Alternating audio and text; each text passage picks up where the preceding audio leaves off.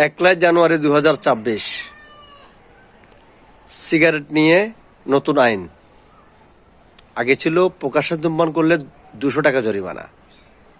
বর্তমানে 2026 সালে এটা বৃদ্ধি করা হয়েছে 1800 টাকা, অর্থাৎ 2000 টাকা জরিমানা প্রকাশ্যে এবং পরিবহনে ধূমপান করলে। তো সিগারেট নিয়ে একটি কথা বলবো, ইসলামিক কথা। সেটা হচ্ছে, একজন ব্যক্তি 5 ওয়াক্ত নামাজ জামাতে পড়তো, কখনো সে নামাজ জামাত তরক করেনি। একদিন সে এক জায়গায় দূরে গিয়েছে, নির্জন। হঠাৎ তার কানে আজানের আওয়াজ ভেসে আসলো একটি জায়গা থেকে। তখন সে চিন্তা করতে লাগলো, মসজিদটি কোথায়? আমি বহু বছর, আজকে 40 বছর জামাতে নামাজ আদায় করছি, জামাত তরক করিনি। আজকে মনে হয় জামাত পাবো না।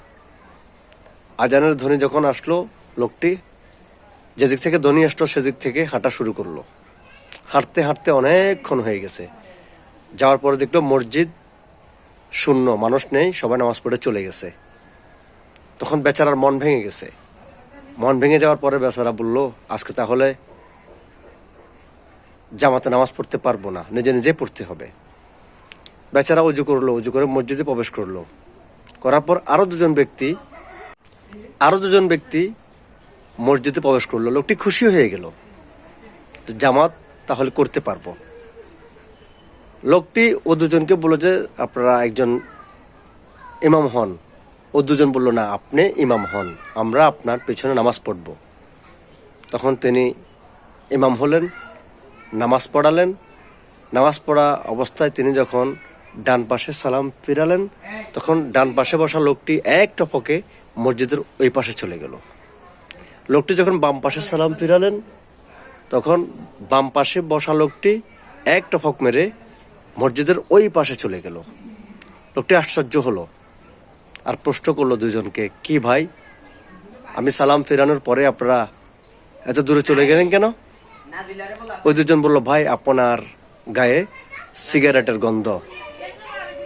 লোকটি আশ্চর্য হলো আর বলল, ভাই, আমি তো 40 বছর আগে সিগারেট খাওয়া বন্ধ করেছি, আপনারা এখন গন্ধ কোথায় পাইলেন?